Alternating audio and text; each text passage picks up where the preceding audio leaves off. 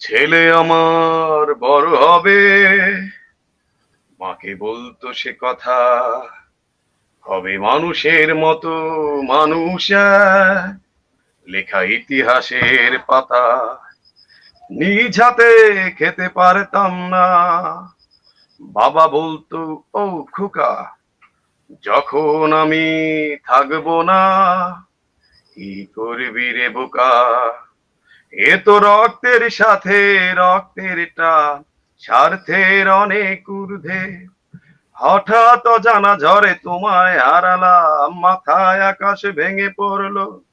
বাবা কতদিন কতদিন দেখি না তোমায়, কেউ বলে না তোমার মতো কোথায় খোকা, ওরে বুকে আয়।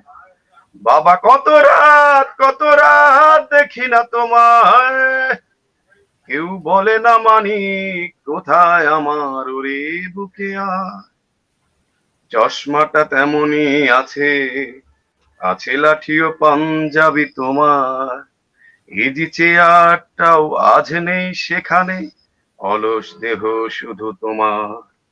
আজানের ধ্বনি আজও শুনি, ভাঙাবে না ভোরে ঘুম জানি, শুধু শুনি না তোমার সেই দরাজ কণ্ঠে ভরা পবিত্র কোরআনের বাণী। বাবা কতদিন দেখি না তোমায়, কেউ বলে না তোমার মতো কোথায় খোকা, ওরে বুকে আয়। বাবা কত রাত দেখি না তোমায়, কেউ বলে না মানি কোথায় আমার, ওরে বুকে আয়। জেমস ভাইয়া জয়েন করেছেন। আসসালামু আলাইকুম। জি আসসালামু আলাইকুম আপু। জি, ওয়ালাইকুম সালাম। কেমন আছেন? জি আছি মোটামুটি আলহামদুলিল্লাহ ভালো আছি, আপনি ভালো আছেন? জি, ভালো আছি। অনেক ধন্যবাদ জয়েন করার জন্য। সো অনেকেই আপনার স্টোরি জানেন, অনেকেই জানেন যে আপনি অনেক ভালো করে গান করতে পারেন। সো আপনি যদি আপনার লাইফ স্টোরি, আপনি কেমন আছেন, আপনি কি করেন, এটা যদি ভিউয়ারদের সাথে শেয়ার করতেন। জি ধন্যবাদ আপনাকে। প্রথমত আমি ধন্যবাদ দিতে চাই উজ্জ্বল ভাই এবং কি আপনার যে সাকিব ভাই, সাকিব ভাইয়ের জন্য আজকে এই লাইভটা করা সম্ভব হয়েছে আমার জন্য। তা না হলে আপনার মতো আপনার সাথে কখনোই সম্ভব হতো না লাইভ করা। তো ধন্যবাদ সবাইকে, উজ্জ্বল ভাই এবং সাকিব ভাইকে, তারপর আপনাকে আপনার মূল্যবান সময় আমাকে দেওয়ার জন্য। তো জি, আপু আমি অবশ্যই। প্রথমেই আমার লাইফ স্টোরি বলতে চাই। আমি হচ্ছে ছোটবেলা থেকেই গুরু জেমসের গান খুব পছন্দ করতাম কিংবা গাইতাম। তো ছোটবেলা থেকেই গান শেখার ইচ্ছা ছিল, গান শিখতাম। শিখার পরে আপনার এক সময় এমন হলো গানটাই পেশা হয়ে গেল, নেশা হয়ে গেল। পরে স্টেজ পারফর্ম করি, গুরুর মতো বড় বড় চুল ছিল, গুরুর স্টাইল, গুরুকে ফলো করতাম। মানে গুরু যেভাবে স্টাইল করতো সেভাবে স্টাইল করে গান গাওয়ার চেষ্টা করতাম কিংবা গাইতাম। এভাবে গান গাইতে গাইতে হঠাৎ করে এক সময় আপনার 2013 সালে আমার প্রথম আপনার অসুস্থ হয়ে পড়ি। অসুস্থ হওয়ার পরে এমনি অনেকক্ষণ বমি হলো, বমির ওষুধ খেলাম, কোনো কাজ হলো না। ফের আবার বমি হলো, পরে কোনো কাজ হলো না। পরে আপনার ডাক্তারের পরীক্ষা নিরীক্ষা করলো আমাদের টাঙ্গাইলেই। আমি বলে নিচ্ছি আমার বাড়ি টাঙ্গাইল। তো টাঙ্গাইলেই একটা হসপিটালে পরীক্ষা করলো, পরীক্ষা করার পরে আমার সিরাপ ক্রিটিনাইন আসলো হচ্ছে 17.6। তখন নর্মাল এগুলা থাকে, নর্মাল হচ্ছে 1.1 1.2 থাকে নর্মাল রেঞ্জ। তো 17 আমাকে ডাক্তার দেখে বললো তোমার অসম্ভব, তুমি এখনো বেঁচে আছো, তুমি ইমার্জেন্সি ভাবে ঢাকা চলে যাও। পরে আমি ঢাকা যাই, ঢাকা যে শেরে বাংলা মহানগর, ওখানে হসপিটালে ভর্তি হই, কিডনি কিডনি সাইড আর কি। তো পরে ওখানে ভর্তি হওয়ার পরে আমাকে ডাক্তার পরীক্ষা নিরীক্ষা করে বলে যে তোমার 2টা কিডনি নষ্ট হয়ে গেছে, তোমাকে ডায়ালাইসিস করে চলতে হবে, তাছাড়া কোনো পথ নাই। পরে হুম, বললাম যে স্যার ডায়ালাইসিস, আমি তখন বুঝতাম না যে ডায়ালাইসিসটা কি। পরে ডাক্তার বুঝাই বললো যে এইভাবে তোমার কিডনির যে কাজটা করে কিডনি, সে কাজটা তোমার মেশিনে করতে হবে। পরে বাধ্য হয়ে ডাক্তারের পরামর্শ নিয়ে ডায়ালাইসিস শুরু করলাম। ওইখানে প্রথম ডায়ালাইসিস হয়, 2 বছর ডায়ালাইসিস করলাম। আমার মধ্যবিত্ত ফ্যামিলি ঘরে ছেলে, আমার বাবা একটা জব করতো, সেটাও সে ছেড়ে দিল আমার জন্য ছেড়ে দিল। আমার পিছনেই ডাক্তার কাছে এখানে ওখানে নিয়ে যায় আমাকে। সপ্তাহে 2বার করে ডায়ালাইসিস করতে হয়। তখন এই সপ্তাহে 2বার ডায়ালাইসিস হতে আমার 6,000 টাকা করে খরচ হতো। এখন পরে ২ বছর ডায়ালাইসিস করার পরে আমার বাবাকে দেখে কিডনি ডাক্তার বলে যে, "আপনি তো সুস্থ আছেন। আপনি একটা কিডনি দিতে পারেন আপনার ছেলেকে।" পরে ২০১৫ সালে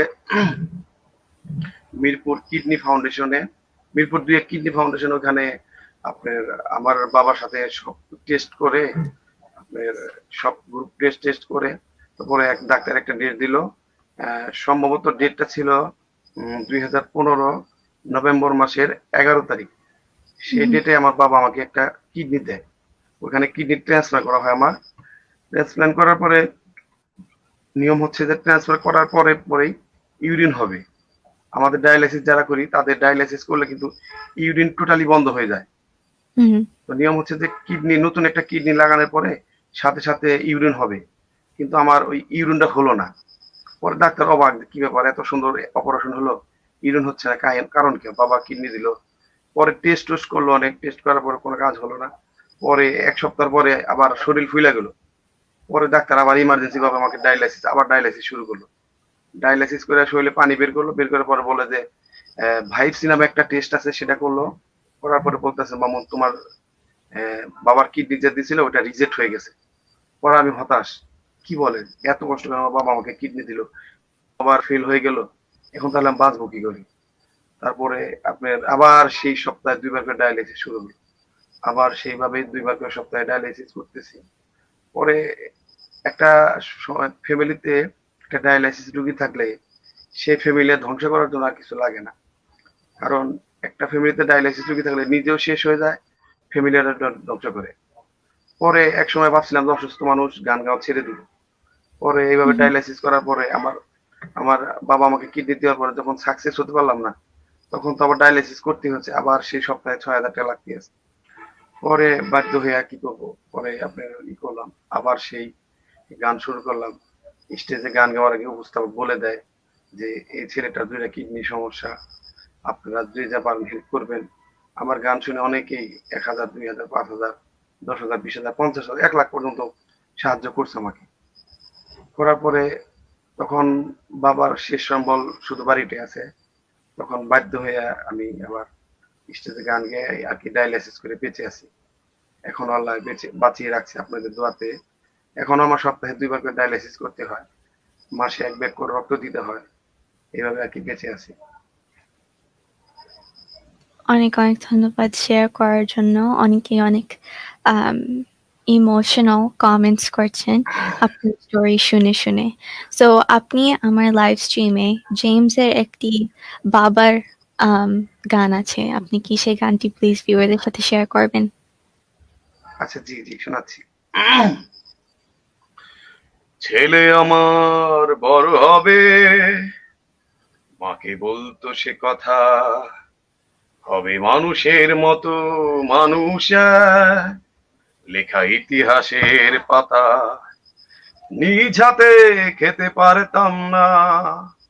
বাবা বলতো, ও খোকা, যখন আমি থাকবো না, কি করবি রে বোকা, এ তো রক্তের সাথে রক্তের টান, স্বার্থের অনেক ঊর্ধ্বে, হঠাৎ অজানা ঝড়ে তোমায় হারালাম, মাথায় আকাশ ভেঙে পড়লো। বাবা কতদিন কতদিন দেখি না তোমায়, কেউ বলে না তোমার মতো কোথায় খোকা, ওরে বুকে আয়। বাবা কত রাত দেখি না তোমায়, কেউ বলে না মানি কোথায় আমার, ওরে বুকে আয়। চশমাটা তেমনি আছে, আছে লাঠি ও পাঞ্জাবি তোমার, ইজি চেয়ারটাও আজ নেই সেখানে, অলস দেহ শুধু তোমার। আজানের ধ্বনি আজও শুনি, ভাঙাবে না ভোরে ঘুম জানি, শুধু শুনি না তোমার সেই দরাজ কণ্ঠে ভরা পবিত্র কোরআনের বাণী। বাবা কতদিন দেখি না তোমায়, কেউ বলে না তোমার মতো কোথায় খোকা, ওরে বুকে আয়। বাবা কত রাত দেখি না তোমায়, কেউ বলে না মানি কোথায় আমার, ওরে বুকে আয়। জি ধন্যবাদ আপু। অনেক, অনেক ধন্যবাদ সেন্ড করার জন্য। আপনি কি আপনার বিকাশ নাম্বার বা ফোন নাম্বার শেয়ার করতে পারবেন? যারা ভিউয়ার আছেন যদি আপনাকে কনট্যাক্ট করতে চায়? জি, আমার বিকাশ নাম্বারটা কি আপনি নোট করবেন? বলবো আমি? আপনি বলতে পারেন এবং ভিউয়াররা যদি লাগে তাহলে ওরা জি, নোট করে রাখবে। জি 01 01908 জি, 933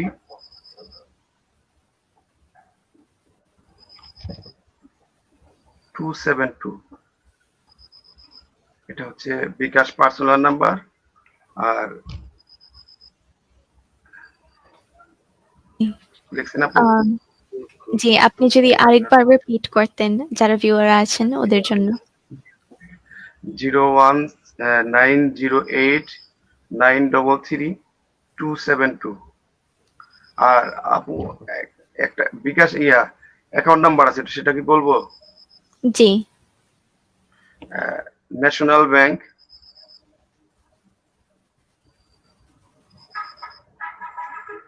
জি। National bank branch Elenga, Elenga branch আর কি, হুম, এলেঙ্গা শাখা।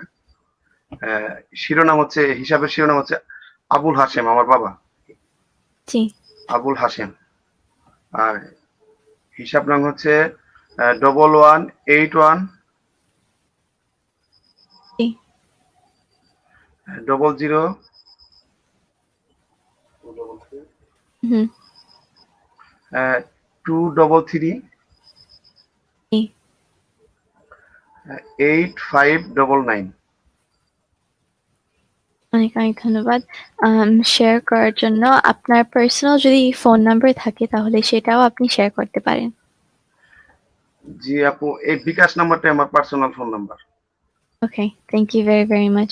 আশা করছি যে আম এই লাইভ স্ট্রিমটি আপনার জন্য হেল্পফুল হবে এবং অনেক ভিউয়াররা অনেক ভালো কমেন্টস করছে।